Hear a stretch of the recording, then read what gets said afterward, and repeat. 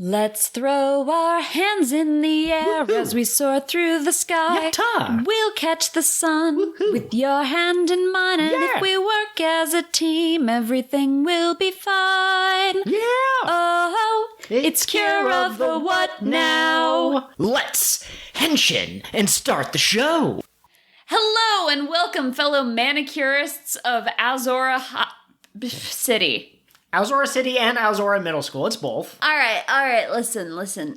I was driving home last night from a place a while away, and I didn't get home until 1 a.m, so maybe my brain just isn't gonna work. But welcome to Cure of the What Now? Cure of the What Now? The only show where we know it's acceptable to make a deal with the person who put your people into eternal sleep as long as you get what you want. Making a deal with the witch is Tropica Shining.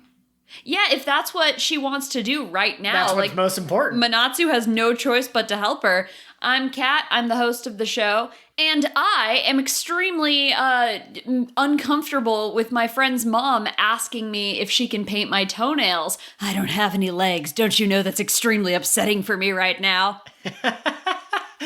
Wonderful, wonderful. And as always, I'm your co-host, Joel. And also, I've been secretly reading in the library, but I don't want anyone to find out because I am not a nerd, damn it.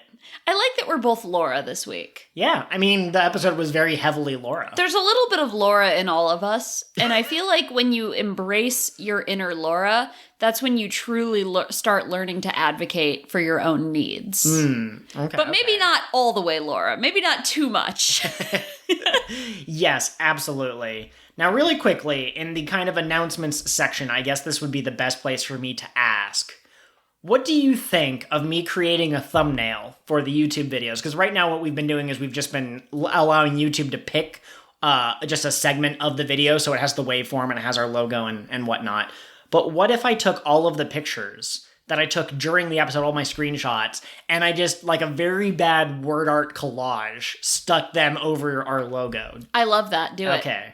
Yep. It'll be horrendously horrible, but it'll be great. Absolutely. Okay. So, quick announcement for all you cross listeners from the King of the What Now podcast. Or christeners, as it were. Or christeners, or all of you who may have considered checking out our other podcast and were like, One Piece is stinky. I don't watch that. I'm not listening to that podcast. Luffy is just Manatsu. Changed my mind. There is a secret code word in this week's episode of King of the What Now that goes live on Thursday. So if you listen and you hear the code word and you send it to me, I've got a prize waiting.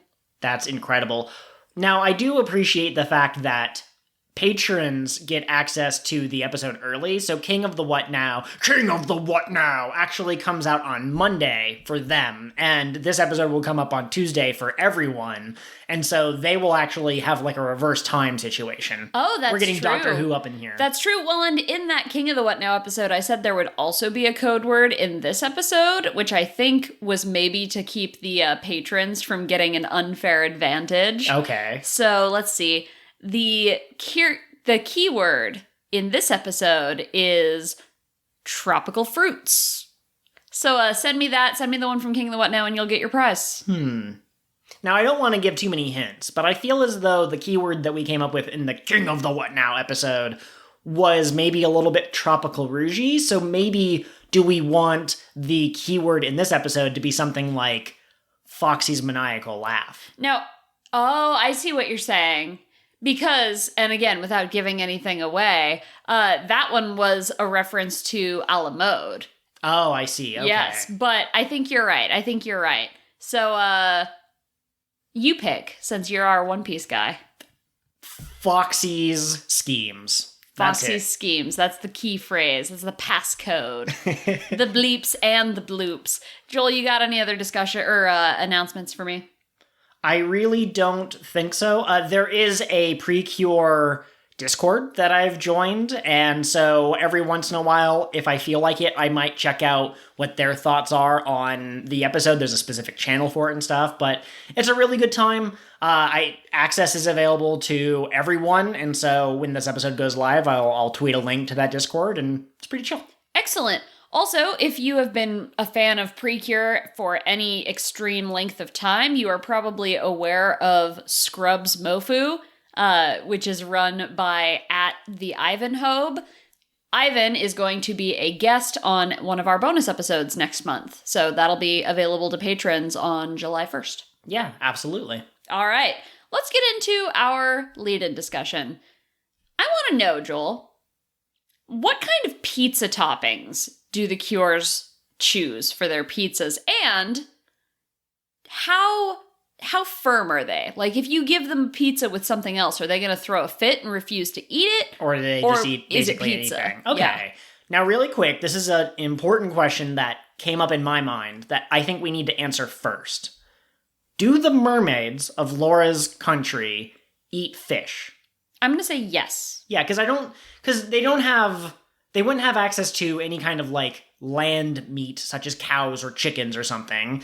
And there's not many fruits that I know of that grow underground. So I think there are options for underwater. There's lots and lots of different kinds of, like, seaweeds and kelps and underwater so they got, plants, like, vegetable basically. stuff. But I think they eat fish, you know. Not every fish is gonna be a Karurun or mermaid level genius. Some of them are just gonna be fish. Some of them are just animals. Okay, Maybe they eat snails. Okay. So I think that Laura in her natural environment would have anchovies on her pizza. But I think that might just be because she's limited by the resources. So I think that once she comes to land and she gets introduced to different flavors, she'd probably like something else.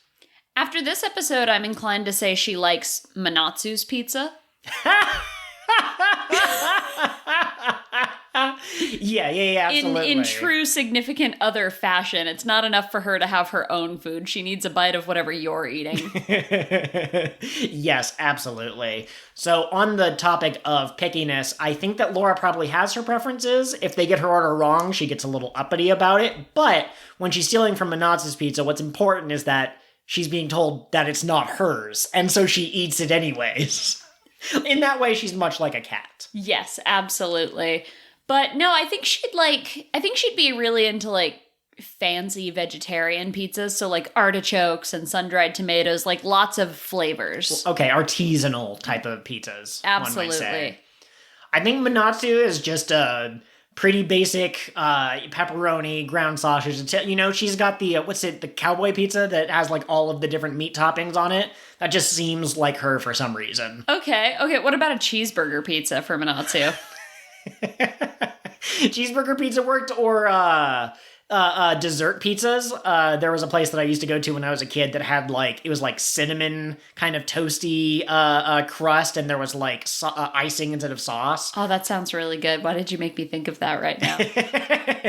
Yeah. The other thing about Manatsu is I feel like for her, pizza is pizza. Like, yeah. If you hand her a piece of pizza, she's gonna eat it.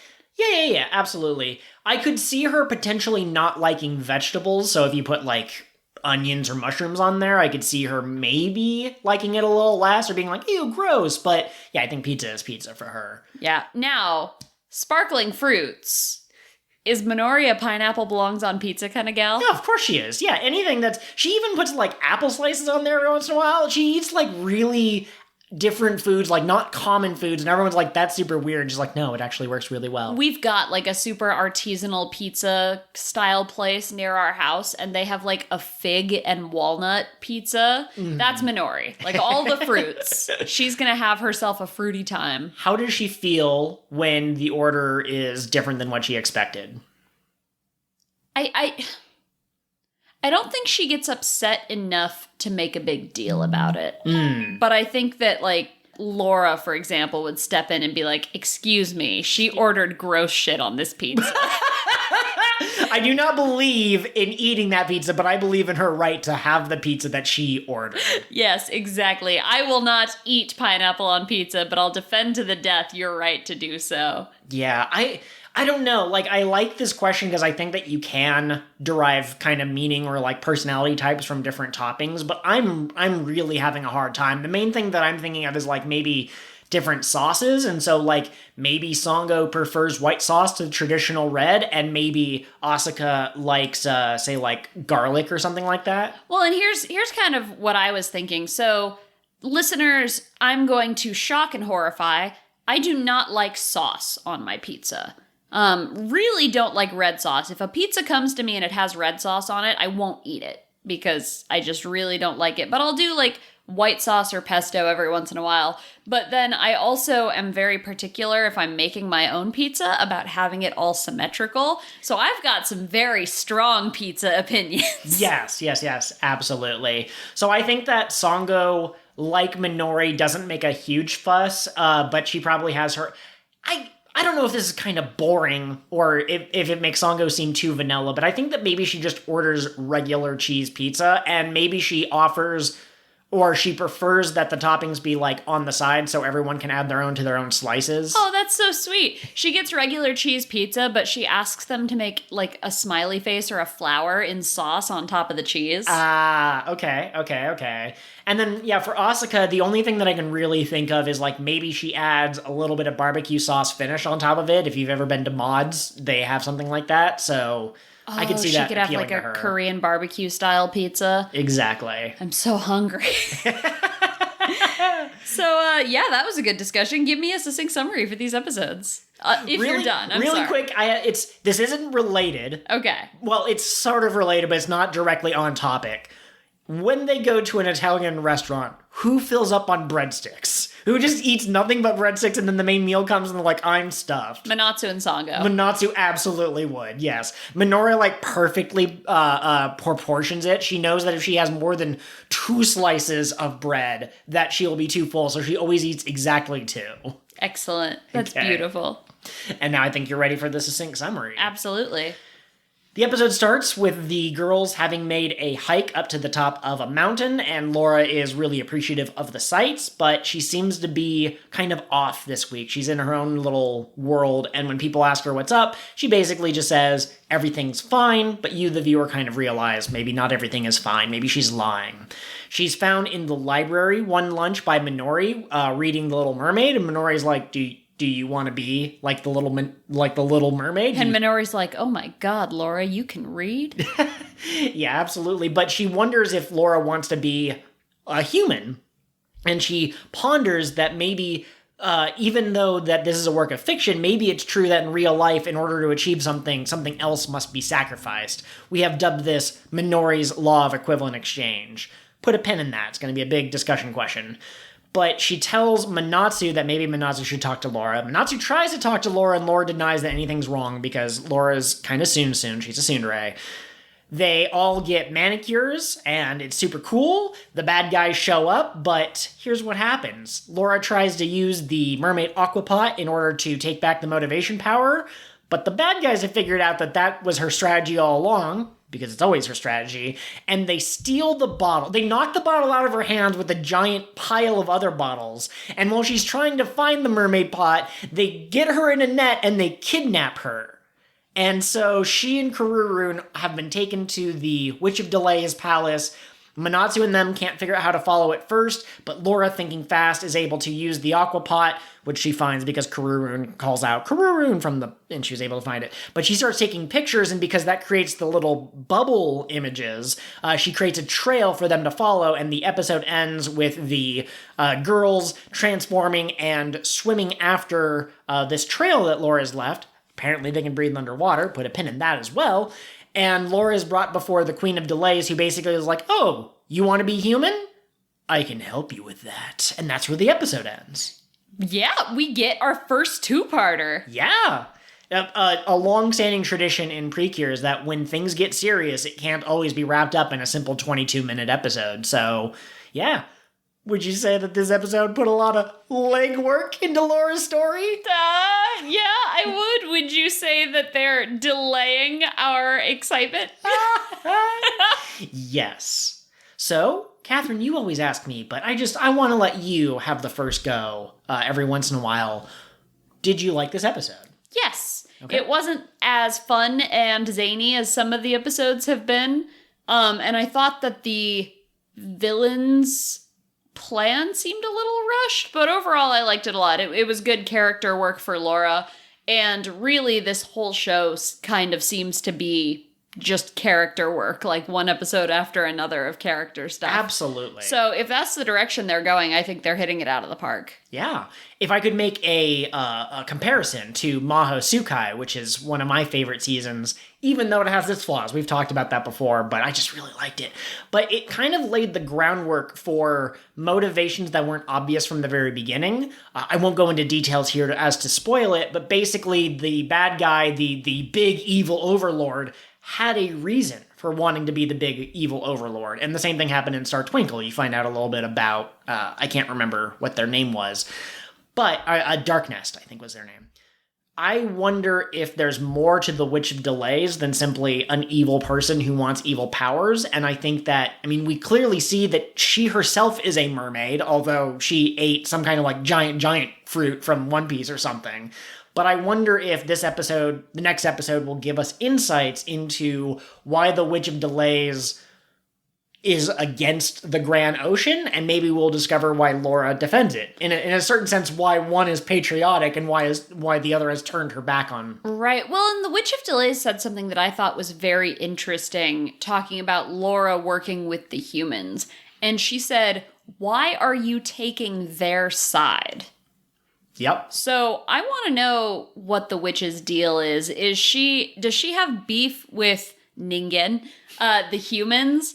And so she sucked all the motivation out of the Grand Ocean because she needed it to power her End All the Humans machine?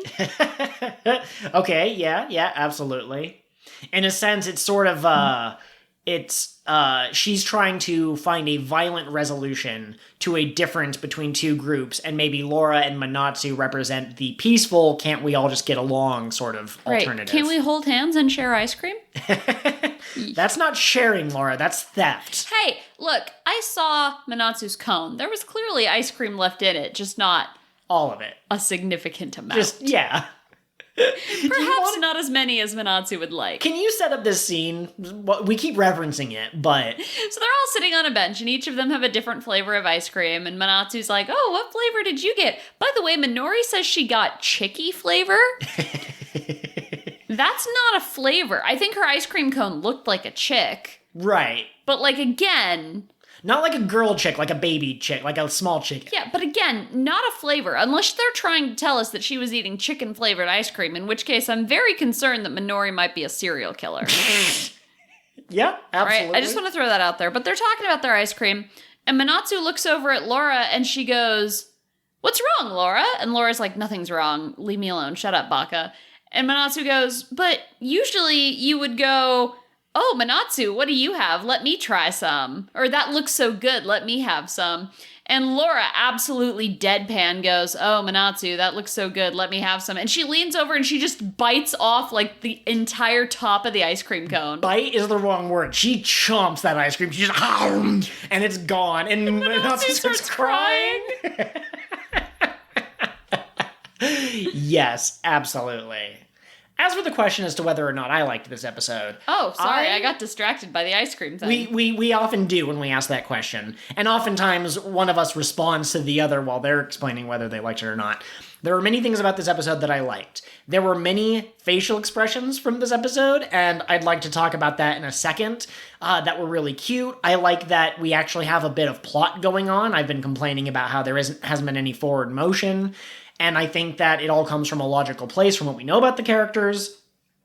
But, something about the way that they went underwater at the end of the episode, and they could use their Heart Rouge rods? Their Heart Rouge rods as, like, searchlights. They were emitting, like, a light, like a flashlight or a torch for you British people out there. But... that was kind of weird. And Songo makes the comment like, "Oh, we can breathe underwater too." Like, what? Now, here's my thing. Where? I think that if you have a season with a mermaid society, and you have girls that are humans, and then you're talking about their relationship growing and you know, the friendship between the two societies, give the Cures mermaid transformations. Have that be how they manage to save Laura. Actually, I have something to say about that. Oh, Pete, hello, thank you, Pete. Yeah, I think it would be neat if they got mermaid forms, but what if they got dinosaur forms? Pete, we're not doing this. No, think about it. Sango could get horns and like an extra big shield, and Asuka could have wings, and Minotsu would get a machine gun. Pete. What are you talking about? Don't you know that historical records show that the first known machine gun was invented by the dinosaurs? That's not history. You are not a history professor. No. So that was Professor Pete explaining to us. It certainly was not. But yeah, no, that's what I was going to say. I think it would have been really cool if they had leapt into the water as they were transforming and they had transformed the mermaid tails and they had looked and they'd been like, we become mermaids when we're PreCure underwater. That would have been neat. And it would have explained why they can breathe underwater. Yeah. Real weird that they can just do that. They didn't address the pressure differential, and I assume that Laura's pretty deep down. Well, I will agree that they didn't address it, but I wouldn't expect them to address it in a magical girl show aimed at a younger audience. That is fair, but as an adult watching the show, it still upsets me. Why can't everything pander to me and my needs? Yeah, absolutely. Alternatively, what if Minori had built them a submarine? Wouldn't that have been amazing? Yes. Okay, I'm on board. Now, I'm not trying to call anyone out here, and I know it's not necessarily time for, like, the public opinion corner of the show, right? But I saw someone talking about how they thought that PreCure needed to try harder to appeal to male audiences. And they were like, maybe they should make a spin-off that's specifically for male audiences. And A, I don't know why they thought this, but B, PreCure is already very successful, so it's weird that you would want it to change to appeal to an audience that it was never trying to appeal to in the first place, but still has. Yeah, absolutely. I think there's something to be said about an artistic work kind of sticking to its core themes or appealing to its main audience or something like that. If you took... I can't even think of an example. Brandon Sanderson's Way of Kings or Stormlight Archive series, a lot of the main nation, the Alethi, I believe are kind of more loosely based off of like the Asia region of the real world. And if someone came along and said, actually, I think you should have more white Alethi because I think that would include me, like, no, I don't think so, you know? Like, it's not necessarily made for you. You can still enjoy it, but... Yeah, well, and I'm sensitive to this issue in particular because it was a huge problem in the My Little Pony community in the later years of that kind of fandom. Absolutely. Where people were very entitled and they were harassing voice actors and harassing writers because they felt like the show was too childish. And for me, it was always... well, the show is for children. So, like, I enjoy it, and I'll continue to enjoy it, but if it does something that I'm like, as an almost 30-year-old person, I saw that coming. Yeah. Like, I'm not going to be mad, I'll just go watch something for 30-year-olds. But my other thought about this was that they mentioned, you know, they listed magical girl shows that they thought did a better job of catering to a male audience.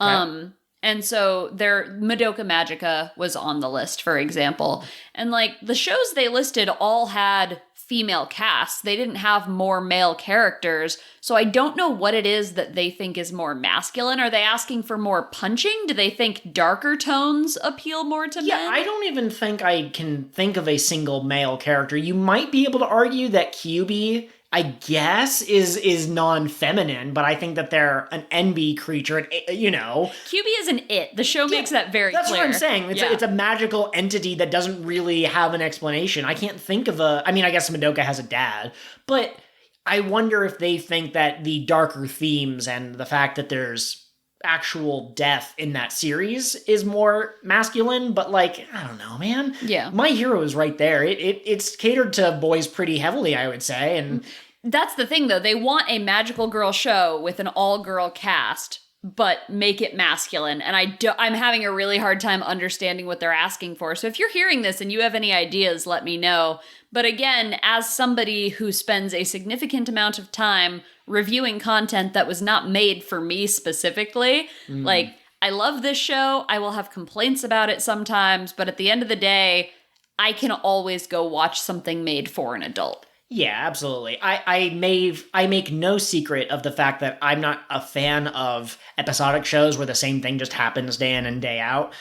But at the same time, when the series ends, if it turns out that of the 50 episodes, 47 of them were very episodic, I'm not going to write an op-ed about, like, why this show should have been more catered to me. Because, like, clearly the format of the show, going back to Futari Wa, was very episodic. You're not going to dox the writers and start sending letters to their house where you've cut out each word from a magazine? No, I leave that to Jigsaw Joel to handle. I forgot we had the Jigsaw Joel bit a while back. Yeah, welcome. Not a while back. That's in a week when that episode's coming out. So look forward to that. What is time? Anyways. No, I mean, like, if PreCure had a season where there was a male cure or something, like, I wouldn't be against it. I think that'd be kind of cool. It would create a message of inclusivity, I think, to a certain extent, but at the same time, it could make certain people upset because maybe they're trying too hard to cater to all audiences. Maybe they think that it's getting quote-unquote too political. But at the same time, like, it could be an interesting story to follow, but there's nothing about the formula that necessitates them doing that. If they chose to, that's cool. If they don't, that's fine. That's pretty much what I said on Twitter. Like, I think it would be cool to see a male cure because changing up the formula is always interesting, and would that affect the dynamics of the team, and how would they handle the henshin? Like, I think all of that would be interesting. But I'm not going to throw a fit if it never happens. Sure. And before you at us about the male cure in Hugto, he doesn't count. He was in an episode at the end of the series. Sure. Not part of the main cast. I'm asking for a main cast male cure. Yeah, absolutely. And, like, I think my political leaning is pretty clear, and this is not a political podcast, but another issue that you could explore potentially in a tasteful way is if you had a trans character, someone who identifies as a woman but was not born as a girl at birth or whatever, and you could have the text explicitly be like, no, I have the heart of a woman, to quote One Piece. And I think that'd be really cool. I'd be touched by that. But again, I'm not going to cry myself to sleep if that doesn't happen. Maybe someday, if I'm rich and powerful, maybe I'll make my own PreCure-ish show, and I will try to tackle these subjects, and I will do so poorly, because I'm not Toei. I actually, when we watched Glitter Force way back, I designed a magical girl cast of my own, and they each had a different, like, thing, right? That you don't see in typical magical girl shows. But one of them was a boy, but when he transformed, he was a girl. And that's how that character figured out that, like, maybe they had some gender stuff going on. Okay, yeah, But, absolutely. you know, all of that aside, if you don't enjoy what a show is, you can go watch something else. And if the something else you want doesn't exist, the very cool thing about humans is that we can make things. Yeah. I will say you're also entitled to your opinion. If you want to write a YouTube essay explaining the places where a show fell short, I love those videos from lots of different creators. But where I draw the line is A, harassment, like, come on, and B, expecting your criticisms to actually change the media. In the end, if you're not on the creative team, yeah. you don't really Or get a say. I also draw the line at fighting children over merch in stores. Yeah, that doesn't seem like the same issue to me. That seems like a different... It's the same entitlement. It's the same, this is for me, when, like, it absolutely is not. Do we want to lighten the mood a little bit? Let's do it. Okay, so we discussed at the beginning of this episode, maybe I'll make a thumbnail that includes one or more of the pictures, the screenshots that I took during this episode. This episode is fantastic for screenshots. We have Manatsu wondering where Laura went at lunchtime, and Sangha goes, maybe she's doing something, and Manatsu goes, maybe she's bulk buying bread. And Songo has the most, like, are you serious? Are you stupid? Like, look on her face. And she's like, no, I don't think that's it. It's so good. Any comments on that particular picture? I love that even Songo has a limit to her patience. Yes! That's what I was just thinking. The kind of vanilla, always kind characters are good in their own way, but sometimes it's good to give them a little bit of, little spice added to the mix. To the recipe, that's what I was thinking. It's a really quick shot, but they're all eating their lunch, and it is Manatsu, and she's super excited. She has a little blep. Over on King of the What Now, we keep track of Nami bleps, which have become increasingly rare, unfortunately, as the series goes on, but that's just the best way to show a mischievous character or a kind of head empty moment for a character. Absolutely, no doubt. We have Laura gets hit in the head. Okay, so Changi Ray, like I said, he summons like a tsunami of bottles that are very similar to the mermaid aqua pot, and they kind of like wash over Laura. And there's kind of like this Emperor's New Groove moment where she's like, ha, that didn't do anything. And then one hits her in the head, and she has the most cartoony tooty face. And it's just, I can't believe he hit me with the bottle.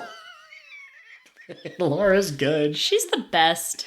And then the last one, I have a kind of, why did I take that picture of Laura with the kind of upside down triangle mouth?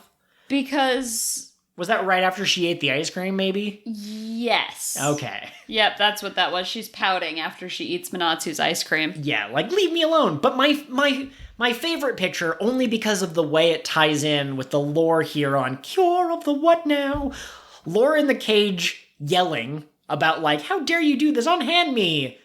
The IRS finally caught her. We got her, boys. The infamous underwater tax evader has finally evaded her last tax. Absolutely. And I definitely did tweet that picture. You can't evade the IRS forever, Laura. Well, and bulk buying all of the melon bread, even though that's not what she was up to, maybe that could be part of her schemes, you know? Maybe that is another part of the situation. Yeah, absolutely. So I would like to talk about, if it's all right, the end of this episode, because I think it's really interesting. We have this foreshadowing of Minori saying, I think in the real world, sometimes you have to give up something in order to get something else. If you study really hard to get like perfect grades, you might have less of a social life or no social life, depending. Can I touch on that really quick? Sure. Because, so, when she said that, you and I both opened our mouths to speak at the same time, and you made a Full Metal Alchemist reference. That's where your brain connected. But my brain went to Madoka Magica, and the quote from Madoka Magica that I really like is, "For all the happiness you wish for someone, someone else gets cursed with equal misery." Yeah, absolutely. And there's more context to that line where, like, if you get something, you also lose something. Eventually, you're going to have as much despair as you had hope.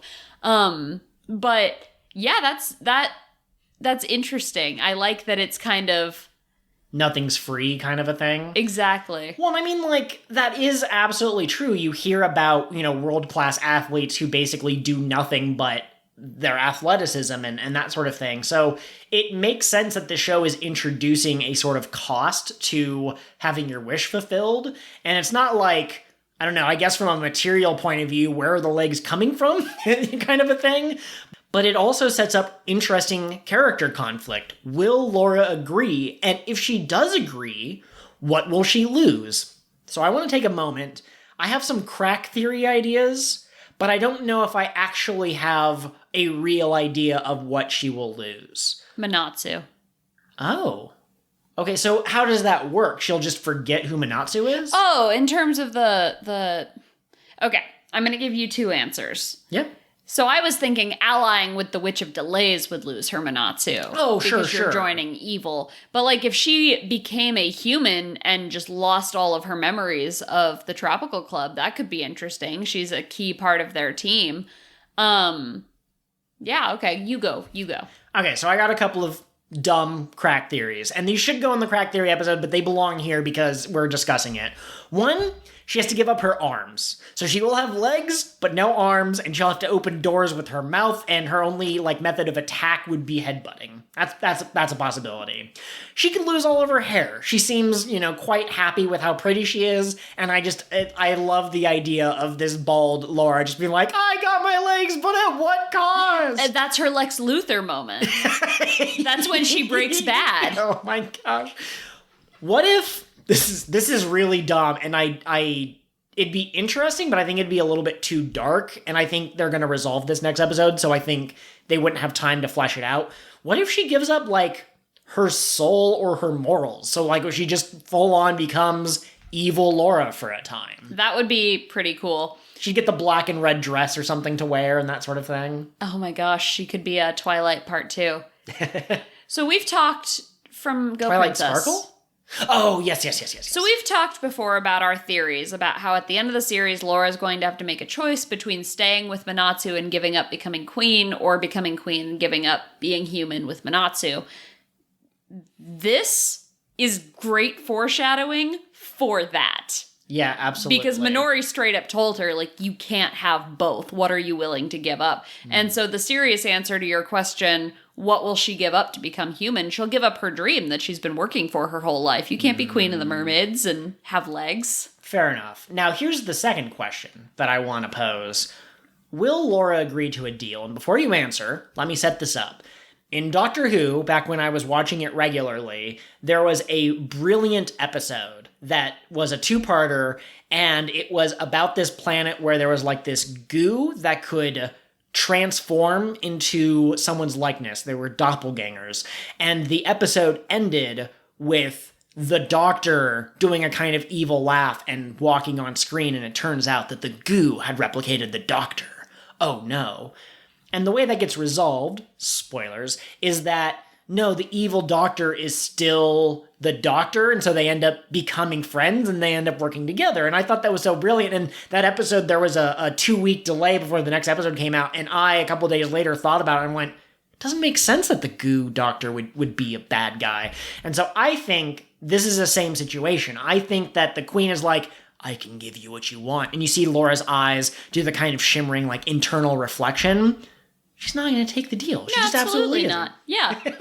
People who ally themselves with the Witch of Delays don't get to become queen. Yeah, absolutely. The other possibility, because this is a kid's show where the power of friendship will prevail, you assume, almost every time, if Laura agrees and she either loses her memories or she loses her soul, I don't know if they would use that word, but if she basically turns evil or forgets, then the Tropical Club could bring her back. They could either rekindle those memories or make new memories with her, or they could give her a hug and hit her with the giant sunshine papaya bird and revert her back to normal. I think that if she does pay a cost, it'll be a cost that the other girls can somehow take away, or they can rebalance it such that it's distributed so that she'll get legs and still be a part of the team or whatever. Okay, I'm on board with that. I'm going to shift gears ever so slightly. Quick Futari Wa update. Episode 16 of Futari Wa PreCure was the one with the clones of, like, the school hero. Please, it's the Shadow Clone no Jutsu. And, it was aight. It was fine. This episode was such a kind of nothing episode that neither of us even remembered what it was about. I had to look it up in the episode list on Wikipedia. Yeah, it was kind of interesting that they were able to figure out that the Zakena had possessed this girl's shadow, and I think that they did an interesting job of showing, like, this girl who felt like she wasn't allowed to have fun, and she was envious of the Futari Wa girls and their friends. And yeah, I mean, that kind of ties into this episode a little bit, you know? She gave up that social life in order to be the perfect student, but I don't think the way they resolved it really made any sense. Like, I think that the bad guy was like, here's a troubled girl, now I'm gonna make clones of her, and then the Futari World girls are like, we saved the day, but didn't address her problems, and that's where it ends. And it's like, come on, people. Absolutely. I was saying that I was saying off mic that one of the things I appreciate about Futari Wa PreCure is that there are other characters that have, like, consistent personalities and seem to matter to the main character. Yes. She doesn't just have this one person that she talks to and nobody else. And I would have liked to have seen a character that we knew was important to one of the main characters have this shadow moment. Okay. I think that would have been more interesting than just, here's a character you've never met and don't care about, and she has problems and you should feel bad for her. Her problems are that she's a rich girl, by the way. Well, she's a rich girl who is pushed to excel in every single club activity. And as someone who was expected to be in all of the honors classes and expected to get good grades and expected to be in a sports team at all times, it can feel a little restrictive, but at the same time, for the episode, she was just kind of randomly introduced, and it seems like maybe if she were to move out from her family's influence, not if she got emancipated or something like that, but once she gets to college age, if she moves out and goes into a dorm, she might learn to unwind a little bit. Absolutely. You know what that actually ties into quite nicely, though? Tell me. The latest episode of PreCure a la mode that I watched. This episode was focused on Cure Macaron, or Yukari, and it's more of this, like, she's so perfect at everything that she doesn't feel emotions, basically. She doesn't know what it means to like something. And Rio, the hot transfer student, who we, the audience, know is a bad guy, could not have been more obvious in the fact that he was evil than in this episode. He comes up to Yukari, and he has the most, like, creep face I've ever seen in an anime. Well, not any anime, but of a PreCure. And he's just like, tell me anything that you want to know. He shows up at one point when Yukari and Akira are having a conversation, and Akira reacts the way that a PreCure would react to the villain suddenly showing up. She's like, oh, it's you! Yeah, Akari, it is. Like, this is one of your... This is a friend. Theoretically, he's woven himself into your friend group, so you shouldn't be surprised that he's there and offering Yukari help. But Yukari does something very clever. She tells Rio that she has an older sister, and she feels depressed because she can't live up to her older sister's legacy. And then when Giulio shows up, Giulio and Rio, no connection, absolutely not. But when Giulio shows up, he goes, haha, you can't win. You're just the failure. You're the second daughter of the family. And she goes, I'm not the second daughter. I'm an only child. And he goes, what? And then she just beats the crap out of him. This was one of my favorite episodes when I went through Kira. I'm really glad you like it. Actually, I'm thinking about my favorite episodes, and they're all Yukari episodes. Yukari's a really interesting character because on one hand, I don't truly believe in characters like this that are just born good at everything. I think that to some degree, talent is born of effort. And there might be someone who's born who's really good at one particular thing. That, they're just a prodigy at playing the flute or something. But Yukari is so good at everything consistently that it feels like she was born with cheats enabled in life. But I think that they do an interesting job of having her be kind of listless because of that, and she can charm just about anyone, but is never actually charmed by them. Or anytime someone's like, you're so beautiful, she goes, yeah, I've heard that a lot. So, I mean, I'm interested to see where her character goes. I would love if part of her and Akira's relationship had been Akira wasn't impressed with something about her, but that's just not who Akira is, and that's fine. Akira's impressed by basically everyone. Also, I love that Akira was introduced as this character that Ichika thought was a boy, and she/he, I guess from Ichika's point of view, caught Ichika, and Ichika's like, oh my god, Doki Doki in my heart. And in this episode, there's a moment where Ichika almost falls, and Akira's still the one to catch her. That's just who Akira is. Akira is the perfect boyfriend who is just assigned female at birth and is already in love with Yukari, unfortunately. Yep, Akira is literally just the perfect prince. Yeah, absolutely. Or the part where she was like, why am I in a hakama? And Yukari's just like, I picked what was best for you. Like, all right. Why am I the only one in boys' clothes? Yes, thanks, absolutely. Yukari. I saw a tweet that was from one of those accounts that kind of like lists different characters from different media that meet X criteria. There's one that's like, your fave could beat Goku. But this one presented gender non-conforming characters from various media, and they put up Akira for that because, yeah, she doesn't conform to gender norms in dress and presentation. So, absolutely. It's pretty cool. I think that's just about everything. Yes. Do you have any crack theories or actual theories to send us out? Like I said, this is our first two-parter episode, so where do you think the next episode's going to go? Next episode, we'll see Sango finally honoring her family's legacy of being ninja.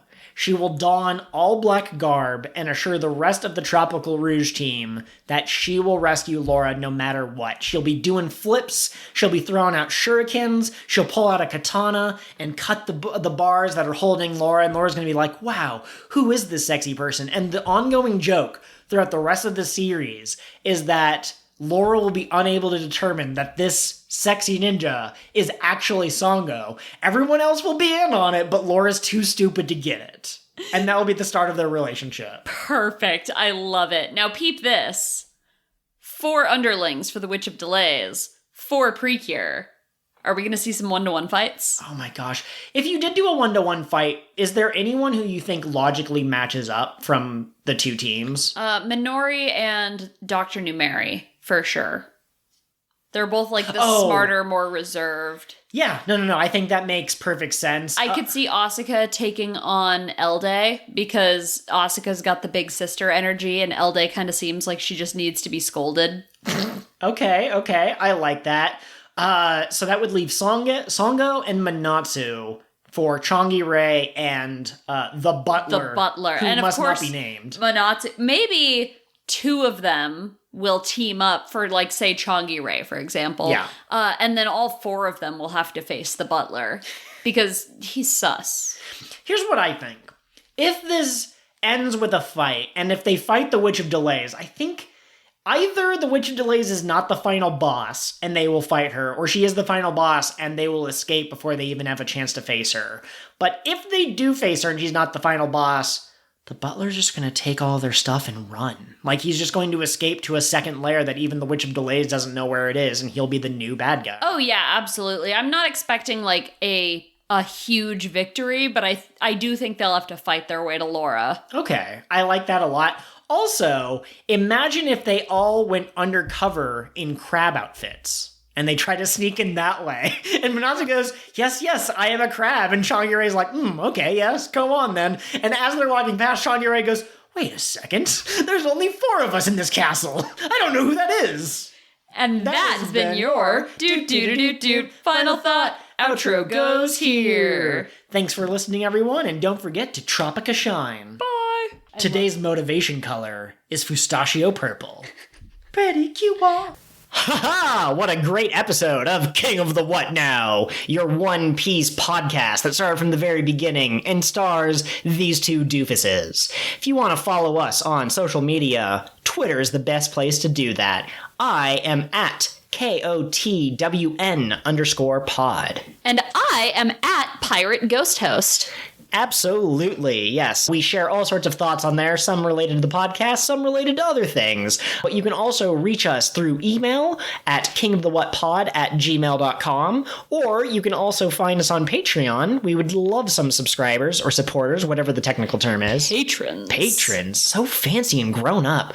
And you can find that at patreon.com/KingOfTheWhatPod. You can find all sorts of things like bonus episodes, and you get to see the full cold open candidates, not just the ones that make it into the episode. Maybe someday if I learn to draw, I'll put stuff up there. We're always looking for suggestions and feedback. And speaking of which, please take a moment to rate and review our podcast wherever you get us from. So iTunes, Spotify, Scrivener, that's for writing. But wherever you listen to our podcast, take a moment to leave a review. It helps other people find us. We are so grateful to all of our listeners, and we couldn't do this without you. Absolutely. Word of mouth is super powerful, so if you have a friend who likes One Piece and they haven't heard of us, just direct them to the latest episode. And if they hate us, they can tell us why. And if there's an actionable item, we'll try to please you. That's how this works.